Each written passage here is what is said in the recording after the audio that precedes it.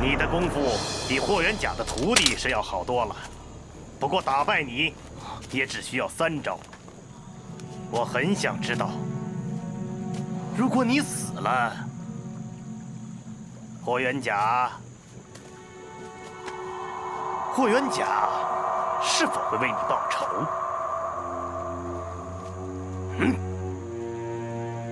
好啊，3招之后，我再告诉你。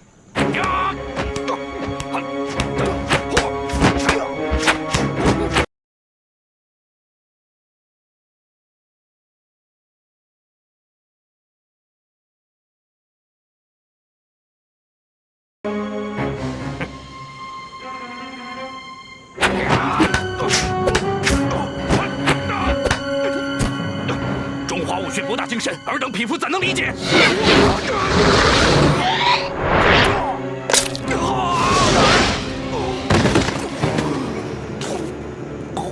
怎么样？我说过3招就可以打败你，现在你服了吗？我在东北曾经打死了60多个武林高手，不过他们吹牛的本事，倒还真不如你。嗯。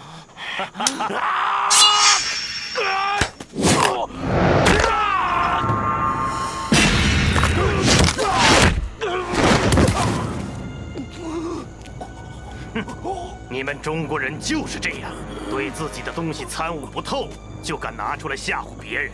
你不是说中华武学博大精深吗？拿出来呀！你还有脚？28路弹腿你会不会？少林的罗汉腿你会不会？你还配谈中华武学？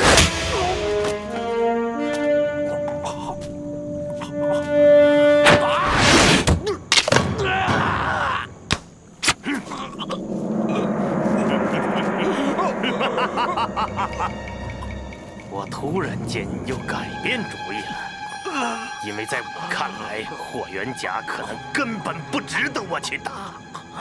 这样吧，只要你认输，承认你们中华的武学不如我们大日本的武术，我就饶你一命。如果我们2个真的只是比武，我会认输的。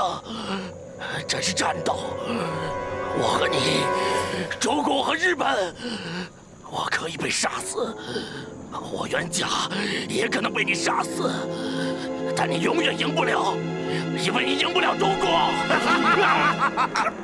可是我们已经赢了，台湾已经归属我们大日本的版图，接下来是东北，然后是山东，总有一天，你们这帮中国人，迟早会变成我们大日本帝国的臣民。你们是亡国奴，你们只能做我们的奴隶。痴心妄想，你欠下的血债，总有一天会让你加倍偿还。师傅，师傅，你死的时候还算是个英雄，我会告诉他们的。去死吧，等你来世再来跟我谈武学。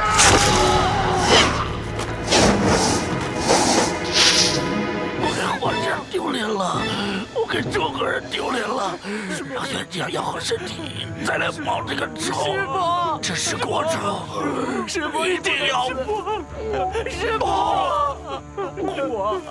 我告诉你，我对你的头发不感兴趣。师傅，我们走。师傅，师傅，师傅。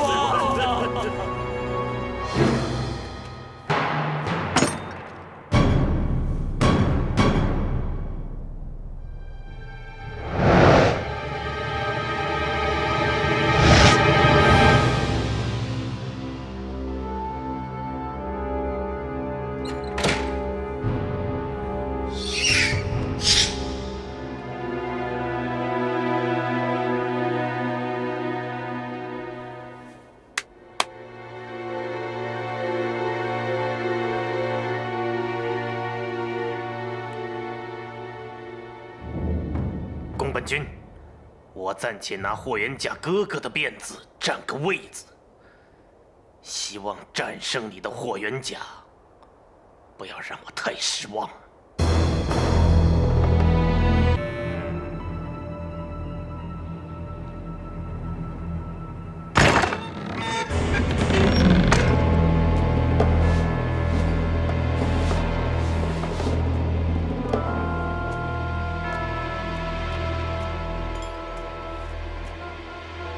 叫伊藤出来！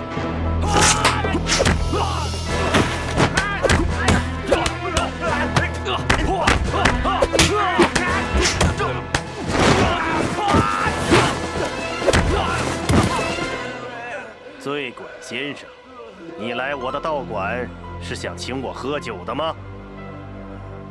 你想喝酒啊？下一坛酒，我会在你坟前喝。呀！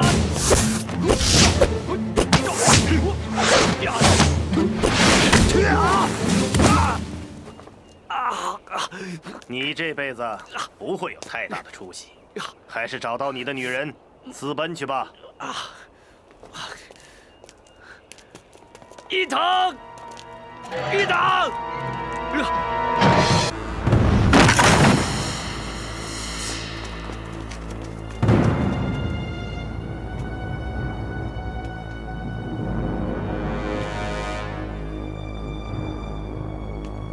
中国狗，把鞭捡起来！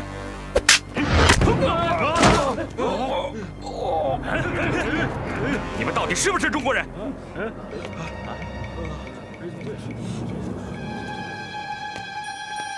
你到底是谁？霍元甲。霍元甲，霍元甲，你就是霍元甲。不错，我家主人交代，让我们4位先招待霍先生。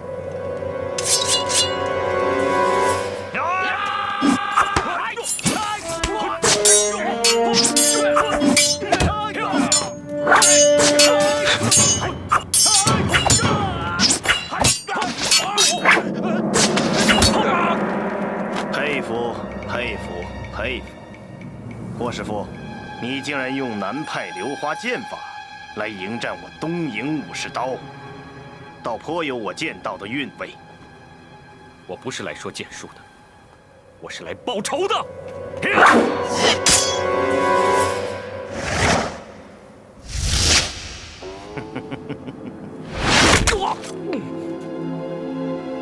你根本就不是我的对手，你嗔火旺盛，心虚气结。就算你没有抽过大烟，我也肯定的告诉你，你根本不是我的对手。更何况，你已经不是以前的霍元甲了。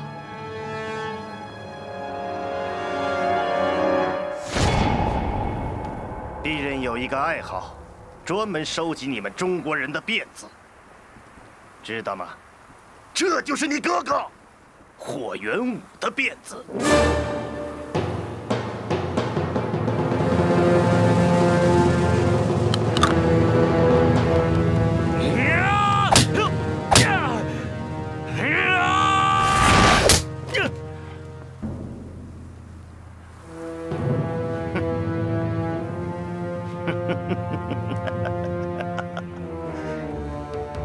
你出手的力道就像个娘们儿，你现在就是个东亚病夫。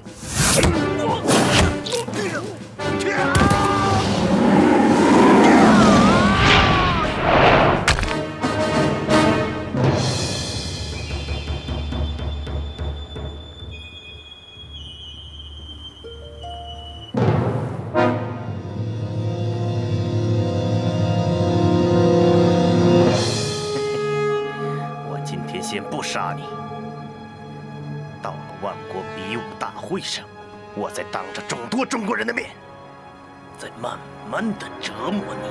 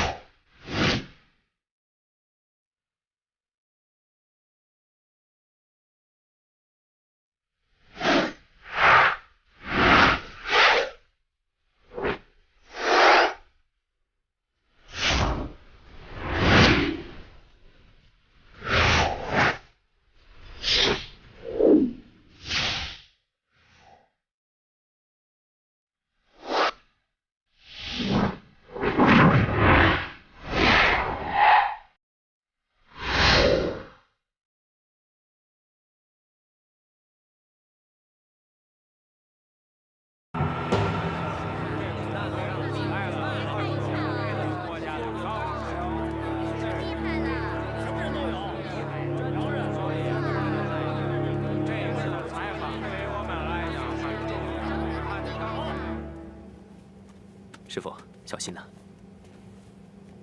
走吧。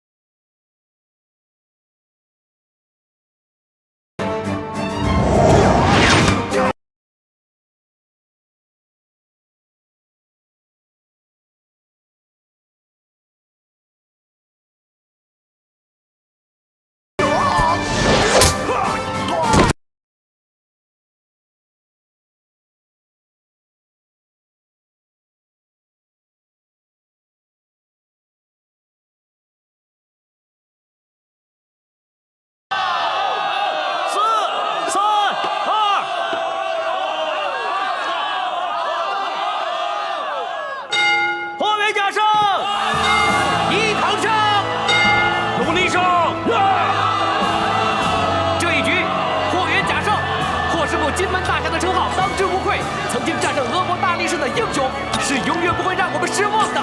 他是中国人的希望。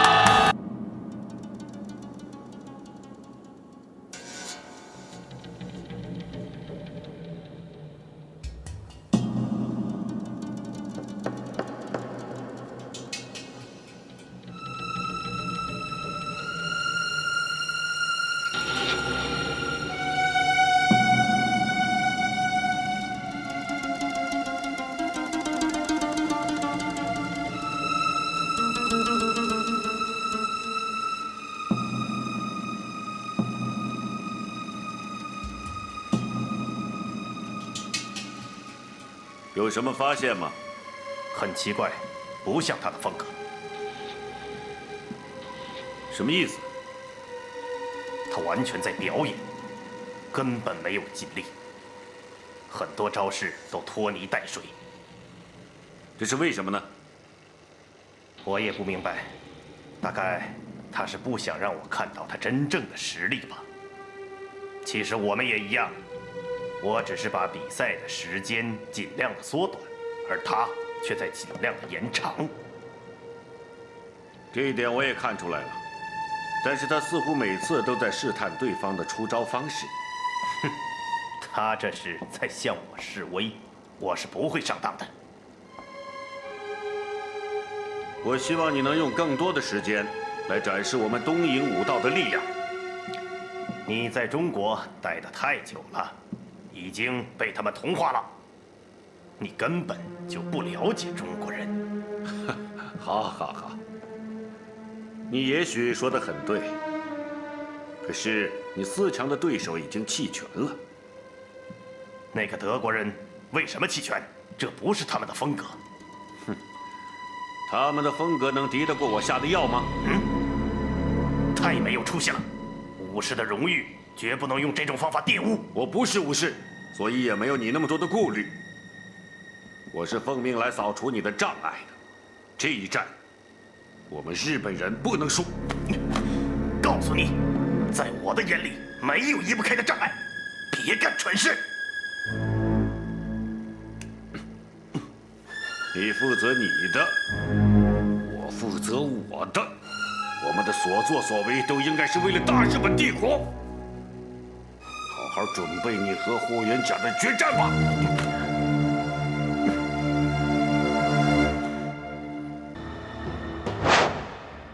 现在出场的是英国拳师鲁尼。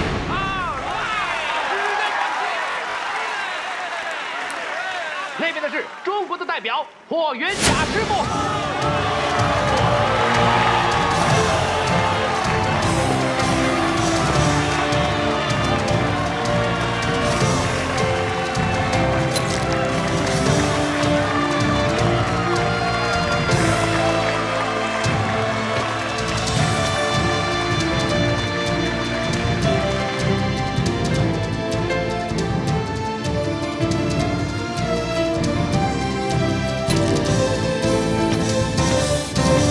准备好了吗？OK， 好的。准备好了吗？好的。现在，请选手上场。好，师傅好。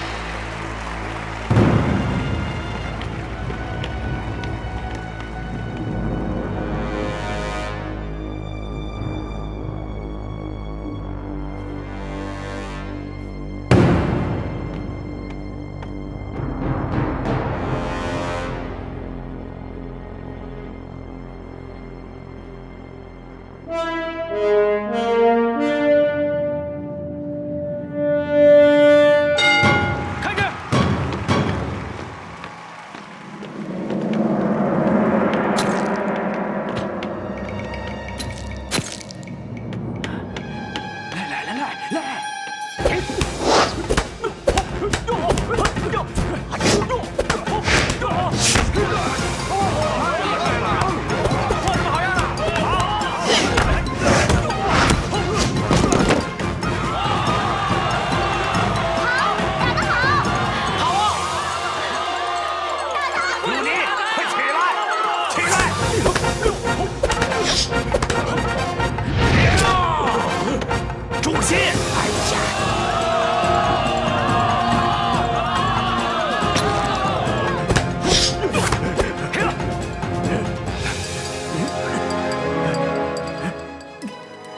我就觉得你有问题。我这个是可血的力量。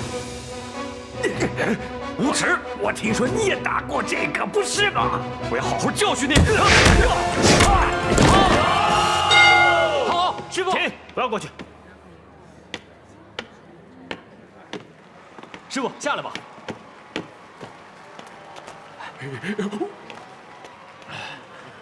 师傅怎么样？怎么样？他用了药，我会打倒他的。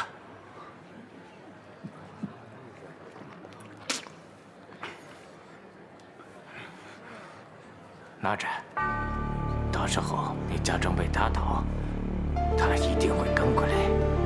你用这个药迷住他的眼，只要他看不见，你就会获胜了。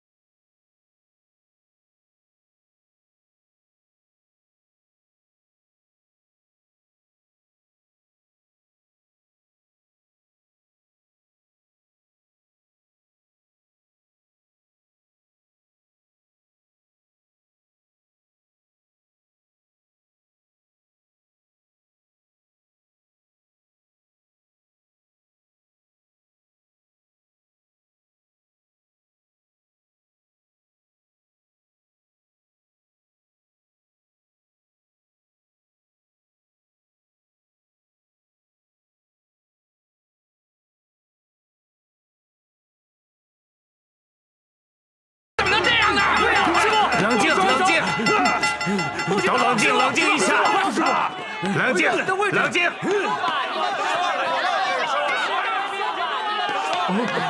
师傅，师傅，师傅，师傅怎么了？师傅，师傅啊！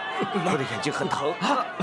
师傅，那怎么办？他们敢使诈呀！师傅，他用东西迷住了我的眼睛，那怎么办啊？师傅，马上就要开始了，师傅，怎么办？这声啊，我就算看不见，师傅，我可以听，我可以听。师傅，我知道了，你放心，我知道怎么办。师傅，师傅，裁判，师傅，那个别下拍，别下拍，快走，快走，快走！师傅，师傅，你没事吧？没事吧？马上就要开始了，师傅，怎么办？各位观众请注意，各位观众请注意，霍师傅将在第3个回合当中为大家展示听声辨位的绝技。为了配合霍师傅的表演，务必请大家保持绝对的安静，绝对的安静，谢谢大家。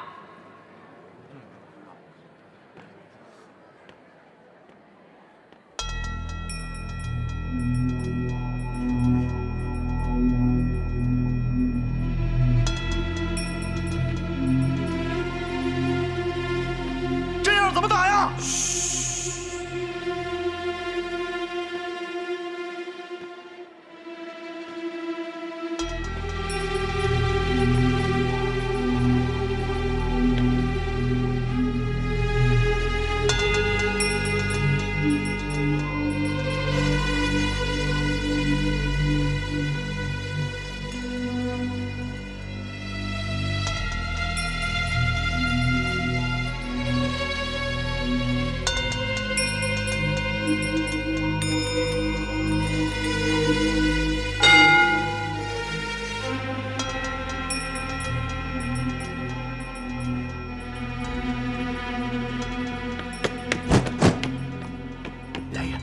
来呀！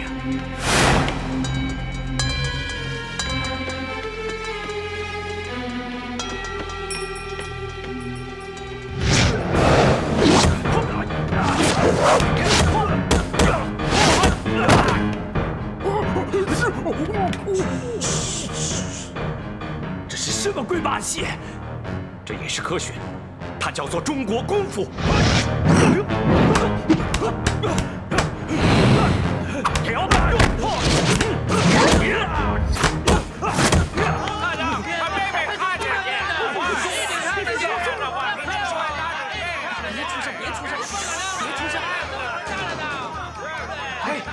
安静，别出声，别出声。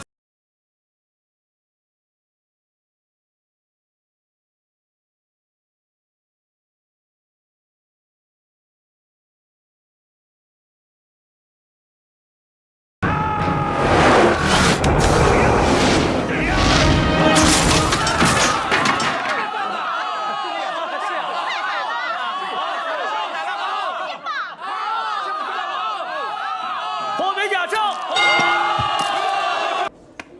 首先出场的是日本武道第一高手伊藤博文。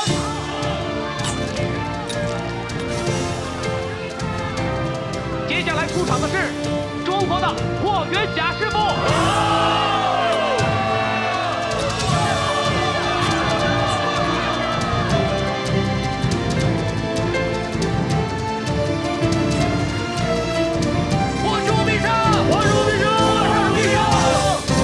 下面，请我们的主席龙少基先生宣布比赛规则。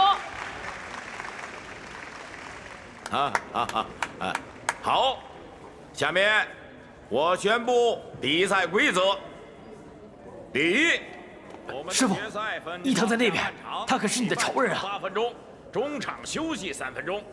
第二，大师兄，双方可以用要不弃权算了。的攻防招法，拳、看看再说。膝、肘、摔，但不得使用犯规动作。我就说到这里了，请比武双方上场。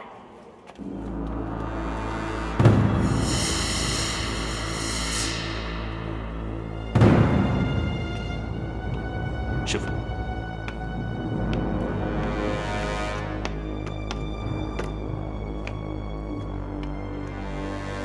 你的手。好的。你的手。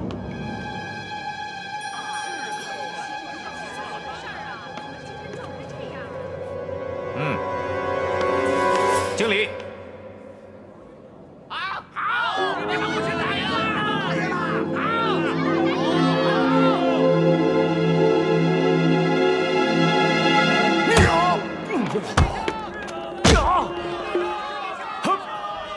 师傅，师傅，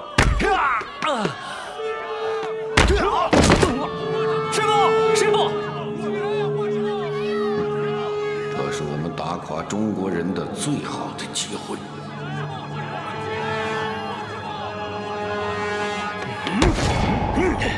你不是大英雄吗？你不是那个打败过俄国大力士的霍元甲吗？你是霍元甲吗？啊，霍元甲！哈哈！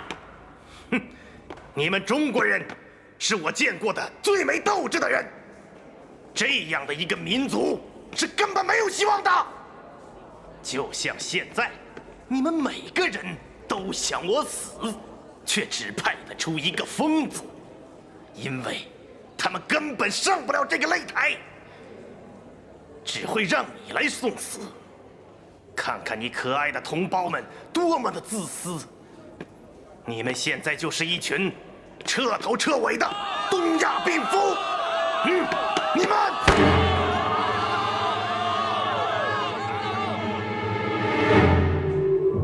你说够了吗？没说够。你没机会再说了，让我们中国人回答你！好啊，师傅，师傅，师傅！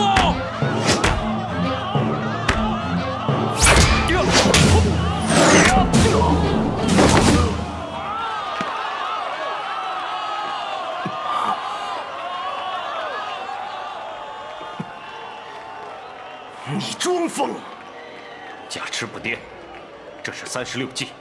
你以为你的暗器能打着我的风筝线吗？你们中国人根本就不是武士，为了一己私仇，竟敢使诈！这就是以其人之道还治其人之身。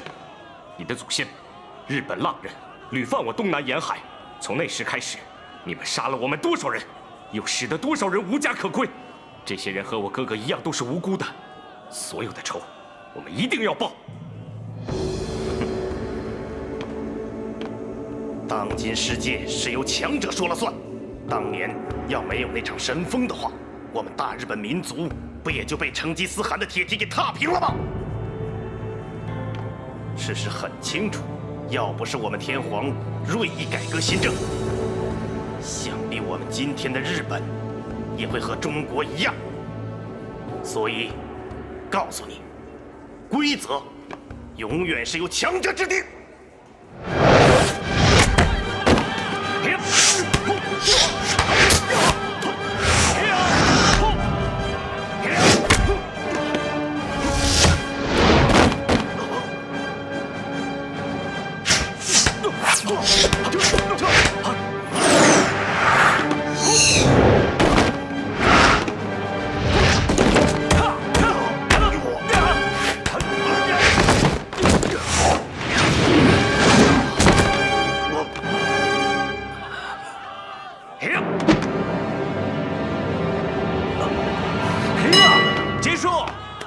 分开，请分开。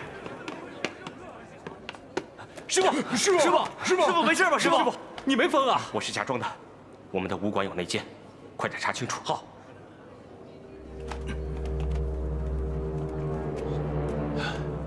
到底怎么回事？你没看见吗？他是在装疯。我在问你为什么这么狼狈？他的招数我从来没见过，我现在打不赢他。不过在最后一刻，他有几招明显力不从心。他装疯，骗我们对他停止了下毒。他现在是用内力在压制毒性，只要我们激怒他，让他血气上涌，毒性就会发作的。师傅，怎么了？我被下毒了，要不要紧啊？没事。打到！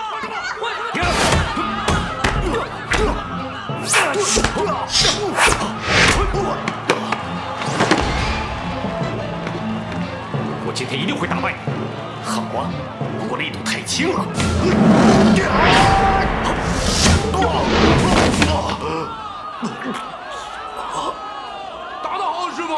10、9、8。刚才你们是大声的侮辱中国人吗？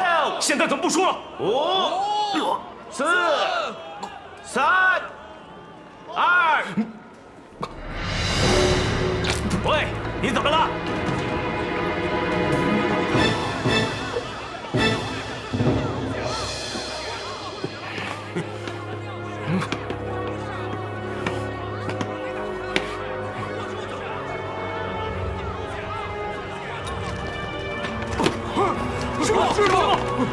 师傅，快走了！师傅，快回家去休息！快，走！快，慢点，快！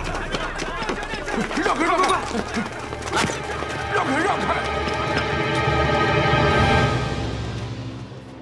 龙大人，按照比赛的规则，应该立即结束这场比赛，将冠军判给日方选手。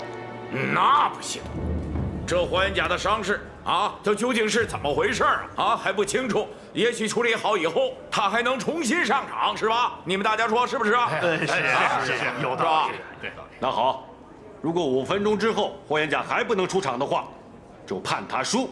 这，对。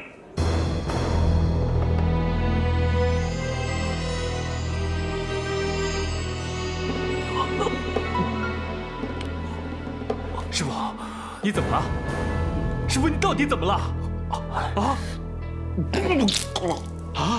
师傅，大夫，到底怎么回事啊？师傅，怎么办？大夫，你救救我师傅啊！现在马上送我们的教会医院去抢救，也许还来得及。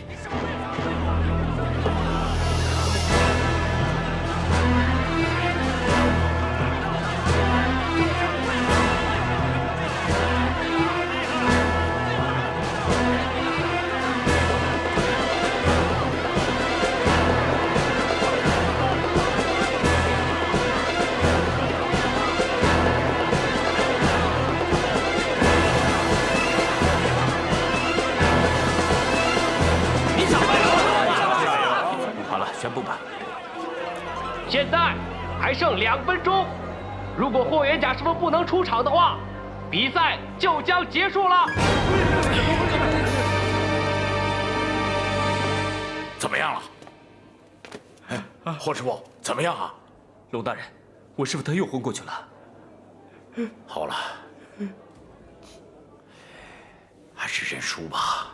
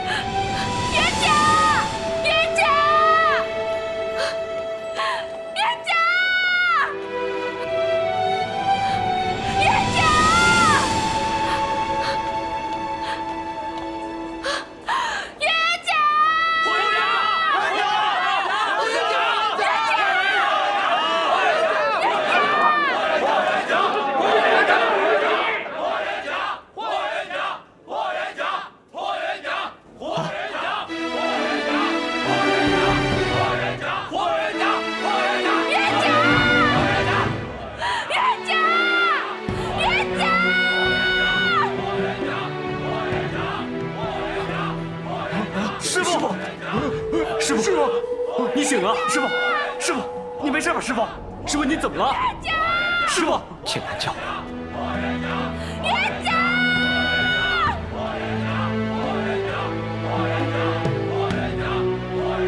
师傅，你没事吧？师傅，剑南不在外面，我们现在送你去医院，走。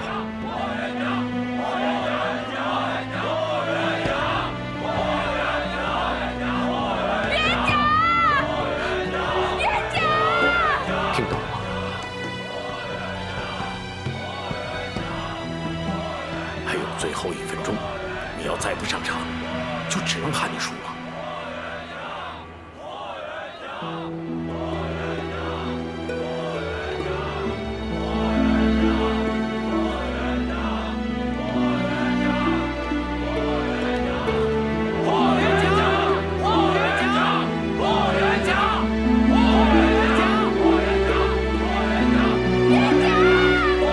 别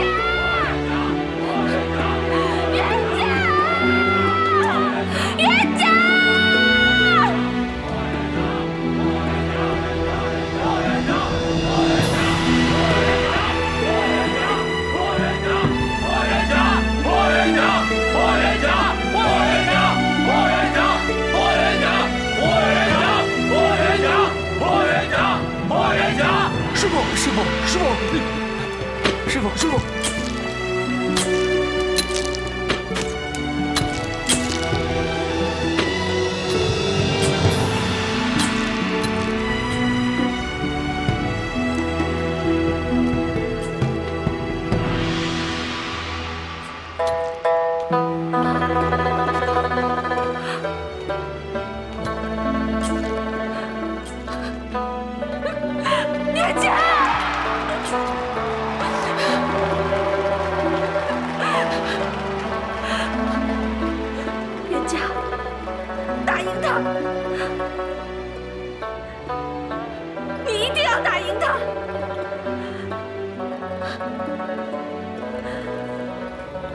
还有要说的吗？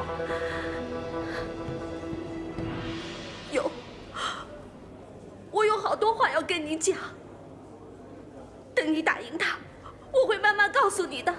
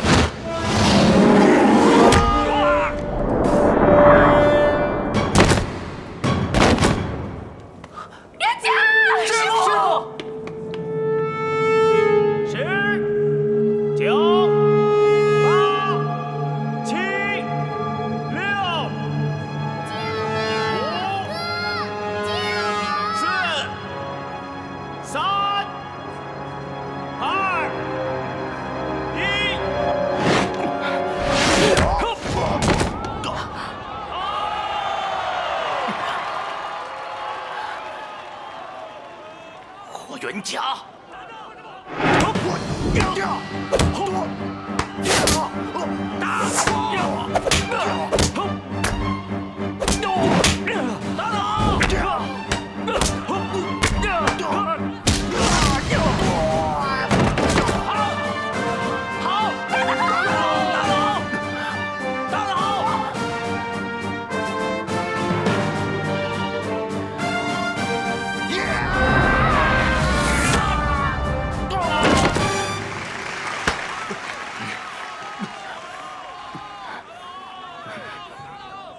根本赢不了我，霍元甲，你已经中毒了，我要看着你怎么死。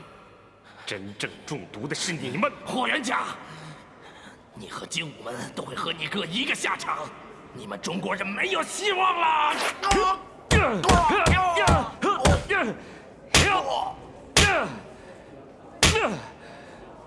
国家兴亡，匹夫有责。我霍元甲今天倒下去了，还会有千万个霍元甲站起来。中国人是打不倒的。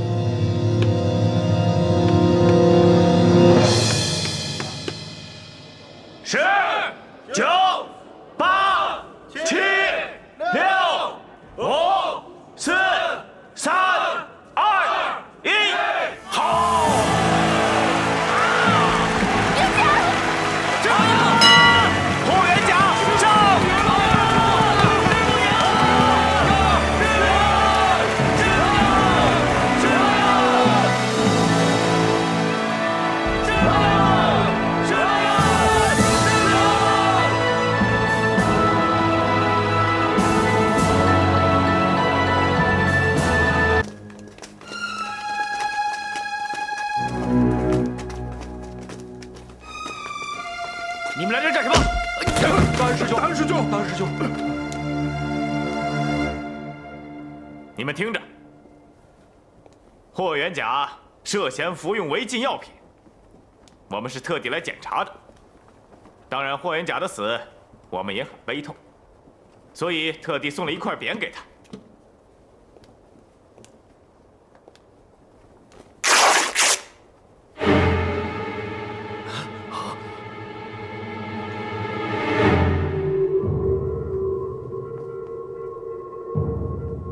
王希文，你是在害我！你这个王八蛋！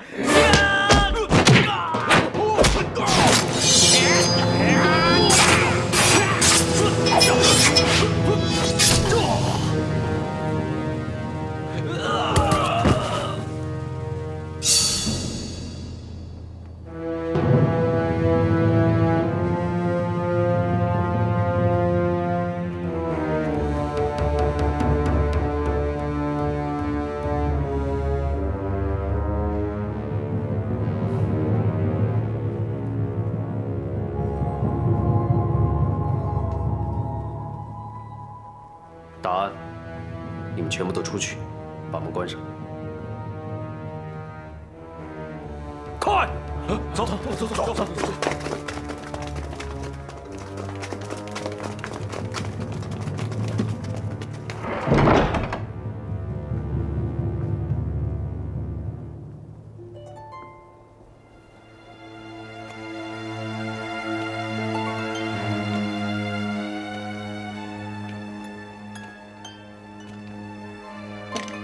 师傅，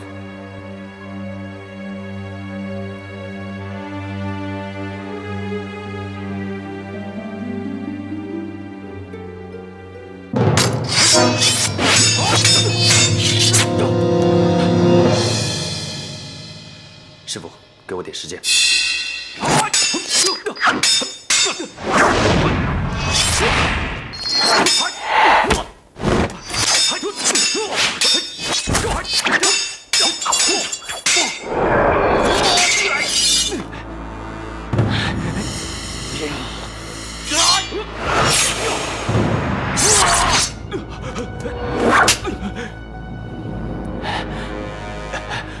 上面写的什么？东亚病夫说谁呀？说中国人的，错，是说你。陈真，你这个傻瓜！你竟敢在精武门杀人！你如果把我们全都杀了，精武门就完了。也许你没事儿，你这个莽夫，来，把我们全都杀了，杀吧，把我们全都杀了！好，兄弟！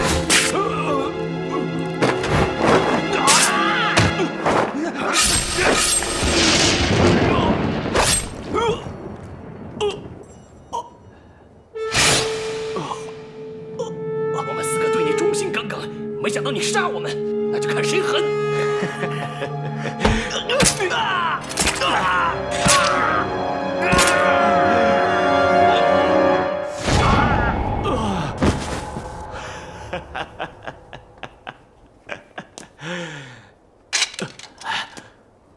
你看到了吧？这些人都是你们精武门杀的，都是你陈真杀的。精武门完了，霍元甲完了，我们都完了，精武门完了。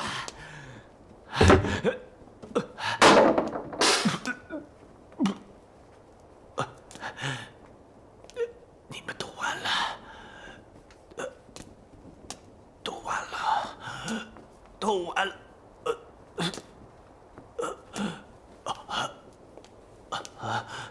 都完了，我的皇帝梦完了，一切都完了。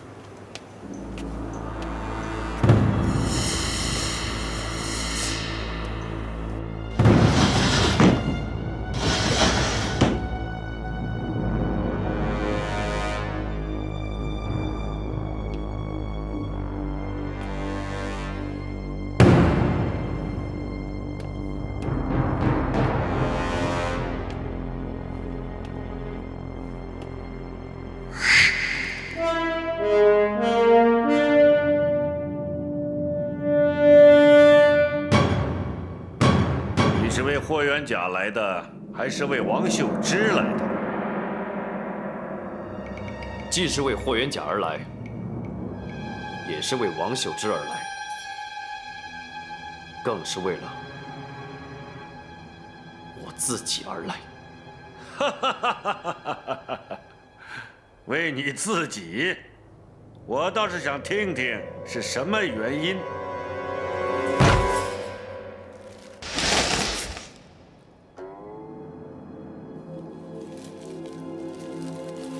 我师父跟我讲了很多道理，我没能全部明白，但是跟我讲了8个字：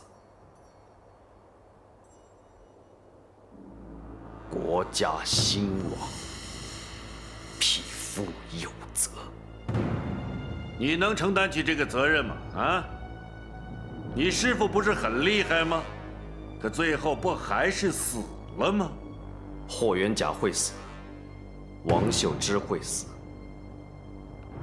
我陈真也会死。你以为你不会死吗？但精武门的精神是永远不会死的。我告诉你，总有一天，我们精武门一定会开在你们日本。是吗？ 恐怕没有那一天了吧？今天是缉拿你的最后期限。精武会如果不在午时前交人，宪兵队就会抓人放火烧房子。一旦有人反抗，还会死人的。除去你赶回精武会的时间。 你和我们的时间，最多只有5分钟了。那就别浪费时间了，来吧！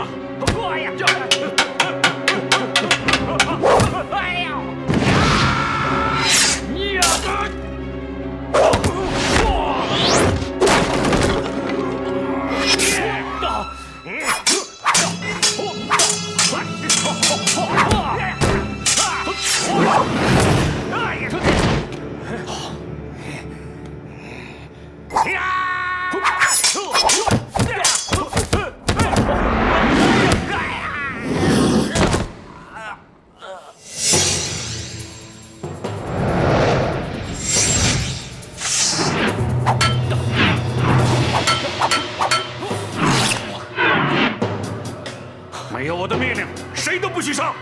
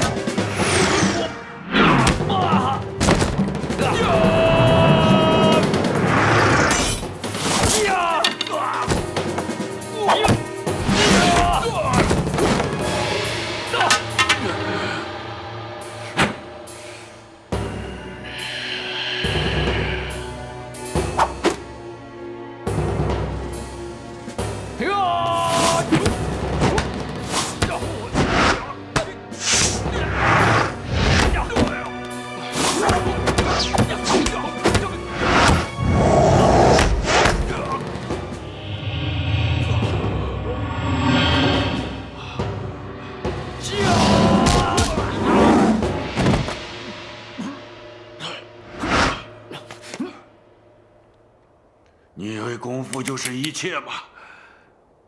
你功夫再快，还能快得过子弹吗？你敢赌吗？我有什么不敢赌的？大不了一死，我也是为国尽忠。来呀，杀我呀！你是不是不敢跟我赌啊？是不是输不起啊？你好，我跟你赌，来呀！我数到5，看是你死还是我输。来呀，来！1、2、3、4、5。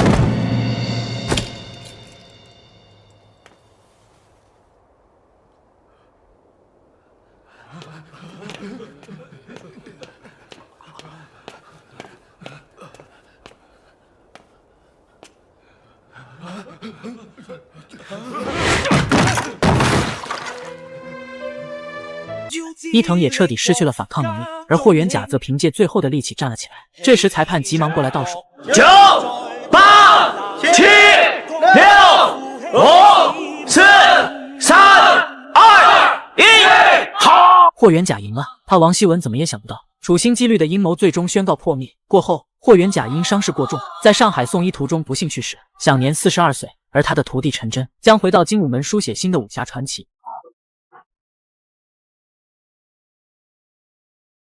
今天是霍元甲追悼的日子，但却有一群小日本不请自来。他们不仅出手打伤武馆地的，甚至还特意送来了一块牌匾。可当龙海生打开一看，瞬间就傻眼了，上面竟写着东亚病夫4个大字。他今天肯定是死定了，因为这明显中了王希文的借刀杀人之计。你这个王八蛋！呀！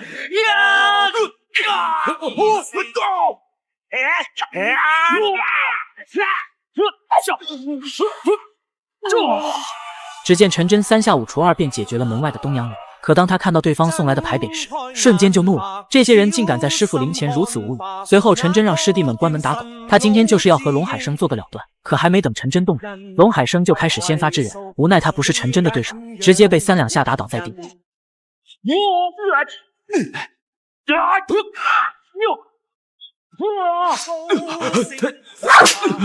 上面写的什么？东亚病夫，说谁呀？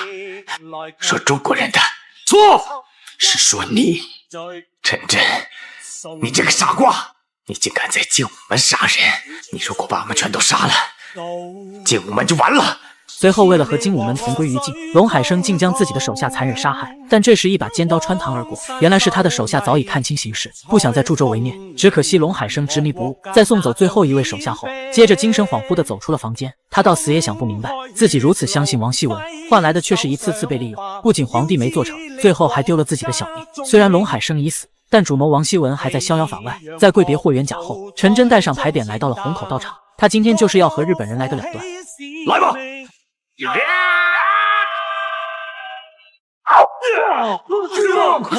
甲，你是你们国家的耻辱，我不惯，我要你死！这是霍元甲人生中的殊死一战，万国比武大会如期举行，而霍元甲这次的比武对手却是比大力士更厉害的英国拳王。据说此人不仅实力强悍，而且为了当众打垮霍元甲，鲁尼还在体内打了不少兴奋剂。那霍元甲这次又该如何应对呢？只见比赛一开始，霍元甲就使出擅长的迷踪拳，并且3拳2脚打得鲁尼连连后退。可随着交手的渐渐深入，霍元甲忽然发现对方比武作弊，我就觉得你有问题，我这个是可血的力量，我要好好教训你！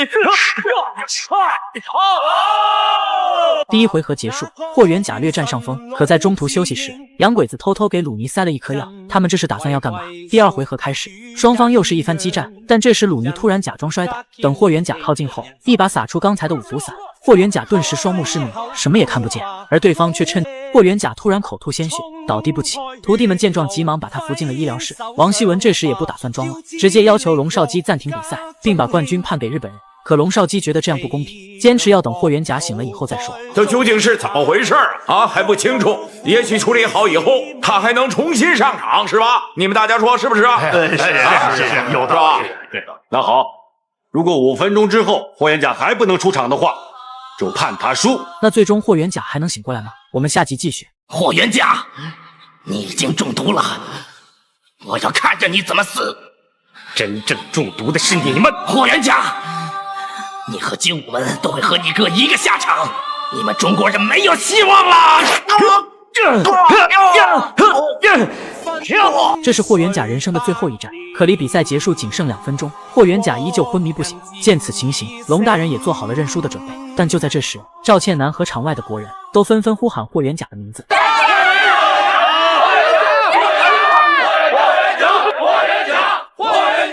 也许是老天保佑，霍元甲竟奇迹般的苏醒了过来，在和倩南做了短暂的相聚后，接着调整状态，重新走上了擂台。殊不知，这竟是他和倩南的最后一次相见。双方比武继续，但如今的2人早已没了多余的招式，有的只是拳到肉的对决。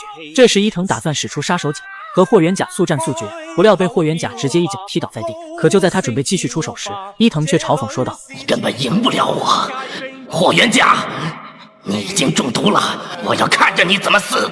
真正中毒的是你们，霍元甲，你和精武门都会和你哥一个下场，你们中国人没有希望了！”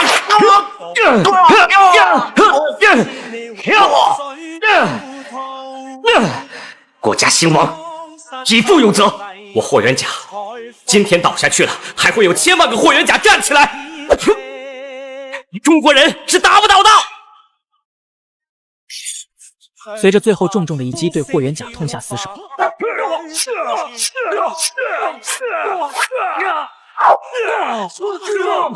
元甲，你是你们国家的耻辱，我不惯，我要你死！就这样，双方在不公平的情况下打完了第2回合。可现在的霍元甲依旧双目失明，如果再继续打下去，恐怕凶多吉少。然而这时霍元甲突然想到了一个办法。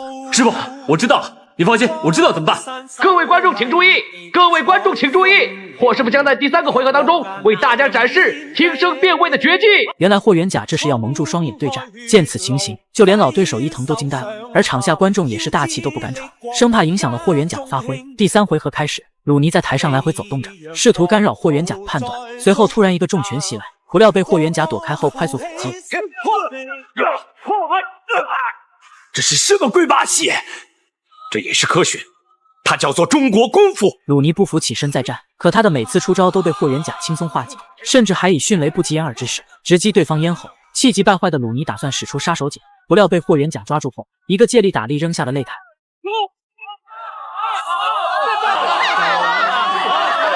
霍元甲胜！霍元甲赢了，场下国人无不欢欣鼓舞。但狡诈的王希文为了让伊藤拿下冠军，他不仅派人抓走赵倩楠，甚至还安排卧底在霍元甲的饭菜里下毒。那霍元甲最终还能参加比赛，成功打败伊藤吗？我们下集继续。你们中国人是我见过的最没斗志的人，这样的一个民族是根本没有希望的。这是霍元甲人生的最后一战，可备受打击的他早已精神失常。走上台后，就连对手伊藤都惊呆了。他怎么也想不到，一代宗师竟会沦落到如此地步。但为了拿下大赛冠军，伊藤还是对霍元甲痛下死手。接着过来说道：“你不是大英雄吗？你不是那个打败过俄国大力士的霍元甲吗？你是霍元甲吗？啊，霍元甲！哈哈！你们中国人是我见过的最没斗志的人，这样的一个民族是根本没有希望的。你们现在就是一群彻头彻尾的东亚病夫。”可话音刚落，霍元甲突然反手抓住了伊藤。原来他并没有疯，他只是用装傻来躲避日本人继续下毒。随后霍元甲奋起反击，直接打得伊藤措手不及。可当他打算乘胜追击之时，体内毒药忽然开始发作。第一回合结束，霍元甲虽然略占上风，但留给他的时间也不多了。接着连忙吩咐弟子查出内奸是谁。这边王希文看到霍元甲毒已攻心，于是让伊藤设法激怒霍元甲，好尽快拿下大赛冠军。第二回合开始，霍元甲与伊藤继续着最后的生死局。这时伊藤突然使出杀手锏，打算和霍元甲速战速决。不料被霍元甲一脚踢飞在地，无法动弹。裁判见状急忙过来倒数：10、9、8。刚才你们是大声的侮辱中国人吗？现在怎么不说了5、4、3、2。可就差最后一下，我可以被杀死，霍元甲也可能被你杀死，但你永远赢不了，因为你赢不了中国。眼前这个表情痛苦的男人名叫霍元武，正是民族英雄霍元甲的哥哥。就在刚刚，他代替精武门出战空手道高手伊藤太郎，可对方看到来者不是霍元甲，当即口出狂言，表示不用3招便可分出胜负。眼看对方如此嚣张，霍元武放下大刀就要教训一下伊藤，可几拳下来，他连对方的衣服都没碰到。霍元武这才明白遇到了高人，果然是高手，可惜只是嘴上的。你的功夫比霍元甲的徒弟是要好多了。不过打败你也只需要3招。经过刚才试探性的交手，伊藤忽然改变了主意，为了逼迫霍元甲现身，他决定和霍元武决一死战。随后伊藤摆好姿势开始认真了起来，二人双方又是一番激战。但几个回合下来，霍元武不仅没有战到伊藤半点，反被对方3拳2脚打翻在地。3招已过，霍元武明显不是伊藤的对手，但为了捍卫中国功夫，他拔出霍家刀打算与伊藤做最后的一搏。不料被对方抓住后，直接打断了双手，最后重重的一脚，直接让霍元武失去了反抗能力。你们中国人就是这样，对自己的东西参悟不透，就敢拿出来吓唬别人。你不是说中华武学博大精深吗？拿出来呀！你还有脚？28路弹腿你会不会？少林的罗汉腿你会不会？你还配谈中华武学？随后伊藤过来抓住霍元武，表示他愿意认输的话，自己可以放霍元武一马。但中华男儿都是铮铮铁骨，如今又岂会向日本人低头？我可以被杀死，霍元甲也可能被你杀死，但你永远赢不了，因为你赢不了中国。眼看霍元武宁死不屈，伊藤最终将他无情的杀害。到了第二天，霍元甲外出回到武馆，可当他得知大哥去世的消息后，伤心不已。接着他只身来到虹口道场，他今天就是要看看能打败霍家拳的人到底有多厉害。钟国统，把鞭捡起来！大哥霍元武惨死伊藤之手，霍元甲直接打进虹口道场，他今天就是要看看能打败密宗拳的人到底有多厉害。不料被4个持刀的武士拦住了去路，而霍元甲也是毫不客气，与对方交起手来。无奈这几人学艺不精，被霍元甲3下5除2打翻在地。佩服佩服佩服！霍师傅，你竟然用南派流花剑法来迎战我东瀛武士刀，倒颇有我剑道的韵味。可霍元甲根本没空和他扯犊子，直接挥刀便要取伊藤的狗命。但出乎意料的是，伊藤不仅空手接住了他的刀，并以迅雷不及掩耳之势踢开了霍元甲。你根本就不是我的对手，你嗔火旺盛，心虚气结，就算你没有抽过大烟，我也肯定的告诉你，你根本不是我的对手。随后伊藤更是拿出霍元武的辫子，当众羞辱中国功夫不堪一击。看到眼前这一幕，霍元甲顿时怒火中烧，挥起拳头不断攻向伊藤。但伊藤不仅没有躲，反而硬生生的扛下了霍元甲的几个重拳，因为他深知如今的霍元甲根本对他构不成半点威胁，甚至还嘲讽说道：“你出手的力道就像个娘们儿，你现在就是个东亚病夫。”